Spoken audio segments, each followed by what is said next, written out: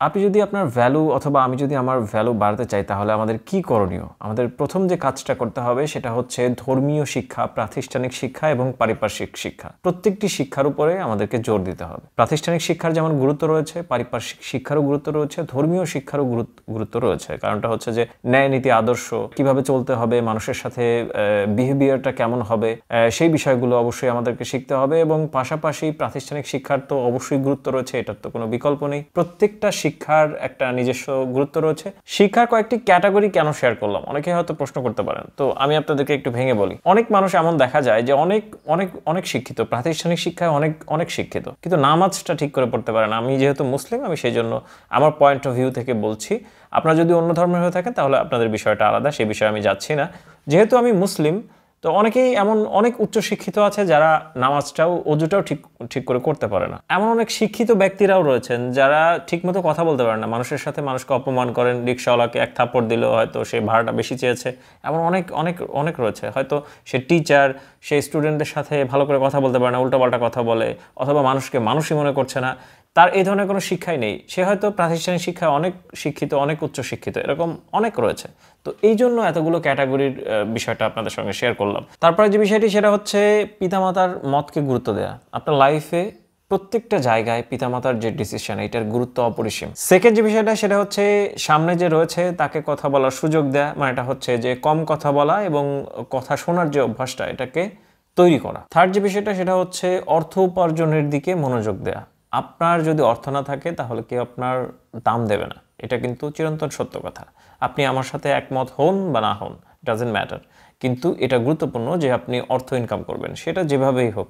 ছোট থেকে শুরু করেন, ব্যবসা শুরু করেন, হয়তো চাকরি করছেন, অল্প বেতনেই হয়তো আপনার হচ্ছে না, কিন্তু তারপরেও আপনি শুরু করেন। কিছু একটা শুরু করলে এটার একটা বড় ফল সময়ের সাথে সাথে চলে আসবে। তো কিছু একটা করা, অর্থ ইনকামের দিকে মনোযোগ দেয়া। তারপর যে বিষয়টি সেটা হচ্ছে প্রেম প্রীতি ভালোবাসা, যে বিষয়গুলো, গার্লস কলেজের সামনে গিয়ে দাঁড়িয়ে থাকা, এই যে বিষয়গুলো, এগুলোকে অ্যাভয়েড করা। তারপর যে বিষয়টি সেটা হচ্ছে অন্য মানুষ কি করছে সেই দিকে অতটা মনোযোগ না দেয়া। হ্যাঁ, অন্য মানুষ কি করছে, সে একটা ভালো গাড়ি কিনে ফেললো, সে একটা ভালো করে ফেললো, নিজের কাজের দিকে ফোকাস করতে হবে, অন্যরা কি করছে সেই জিনিসটা না দেখা, তাহলে আপনি হতাশায় ভুগবেন। কারণটা হচ্ছে যে স্যাটিসফাইড থাকার যে বিষয়টা, সন্তুষ্ট থাকা হচ্ছে প্র্যাকটিস। আপনি আপনার সন্তানকে অথবা নিজেকে এই বলে একটা সান্ত্বনা দেবেন যে আল্লাহ আমার যা দিয়েছে বা সৃষ্টিকর্তা আমার যা দিয়েছে এটাই আমি সন্তুষ্ট। আপনার যদি 10 তলা থাকে আপনি 20 তলার আকাঙ্ক্ষা করবেন, এটা মানুষের একটা মানবিক প্রবণতা।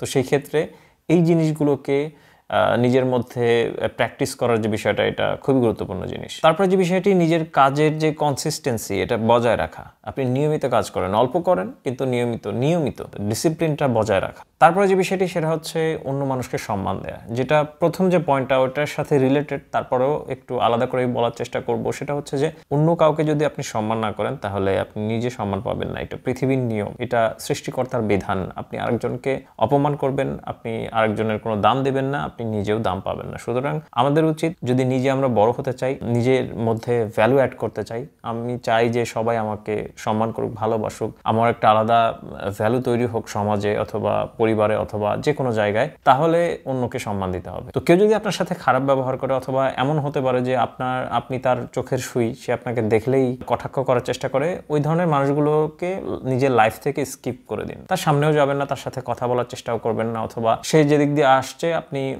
দূরত্ব বজায় রাখাই ভালো এক কথায়। তো এই ধরনের মানুষগুলো থেকে নিজেকে বাঁচিয়ে রাখুন। শেষে একটা কথাই বলবো যে নিয়মিত নিজের কাজটাকে করা এবং কঠোর পরিশ্রম করা। আপনি যখনই পরিশ্রম করবেন এবং সঠিক জায়গায় পরিশ্রমটা করবেন, তখন অবশ্যই আপনি আপনার মধ্যে ভ্যালু অ্যাড করতে পারবেন। দর্শক, আশা করছি ভিডিওটা আপনাদের কাছে ইনফরমেটিভ মনে হয়েছে। যদি ভিডিওটা ভালো লাগে তাহলে এই চ্যানেলের সঙ্গে যুক্ত হতে পারেন।